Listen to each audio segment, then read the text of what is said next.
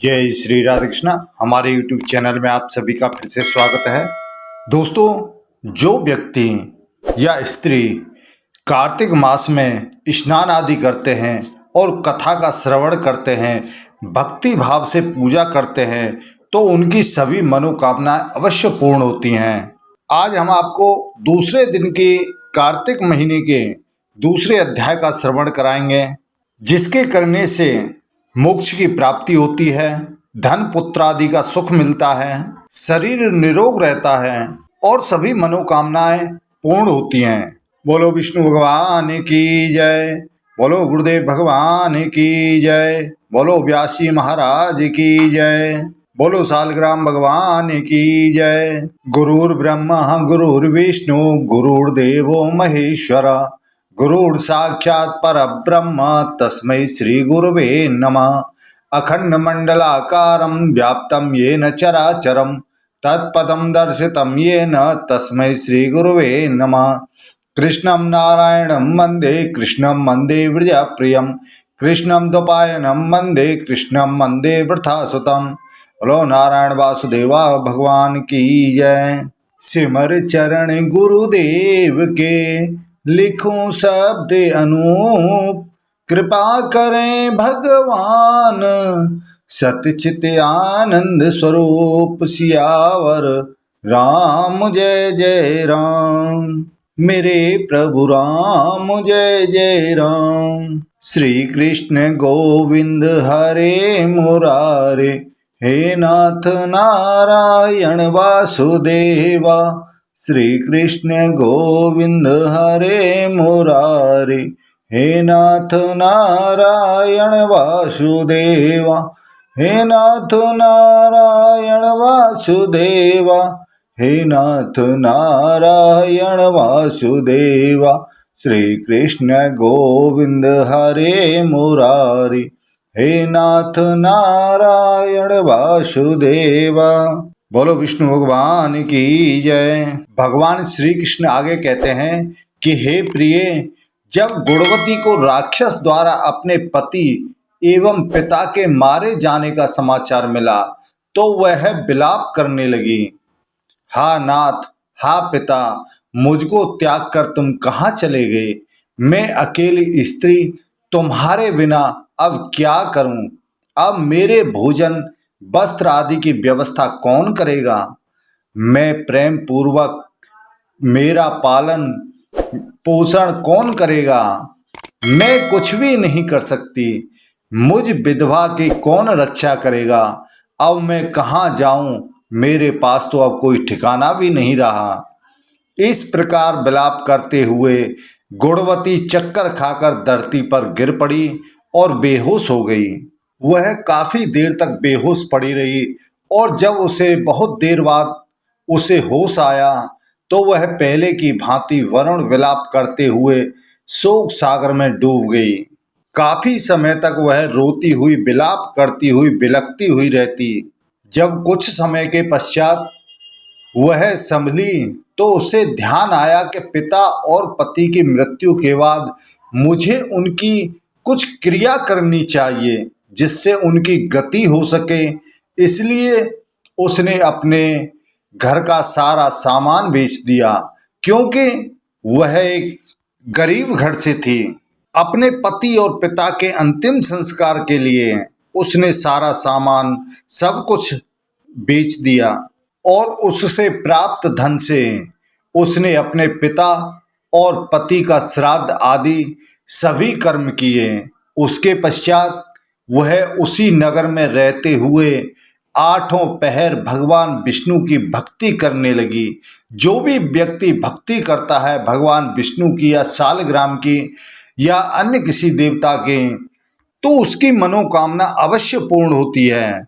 उसने मृत्यु पर्यंत तक नियम पूर्वक सभी एकादशियों का व्रत और कार्तिक महीने में उपवास और जितने भी व्रत हुए हैं, जितने भी व्रत पड़ते हैं, वह सब उसने किए। तो हे प्रिय, एकादशी और कार्तिक व्रत मुझे बहुत ही प्रिय। भगवान श्री कृष्ण कहते हैं कि कार्तिक मास का महीना और कार्तिक मास में पड़ने वाली एकादशी मुझे बहुत ही प्यारी लगती है।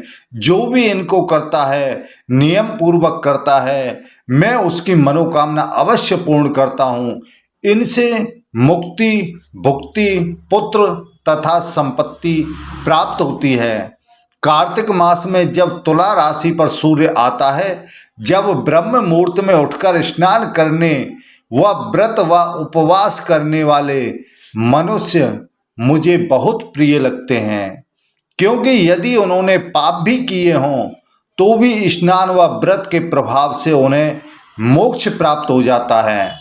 कार्तिक में स्नान, जागरण, दीपदान तथा तुलसी के पौधे की रक्षा करने वाले मनुष्य साक्षात भगवान विष्णु के समान हैं।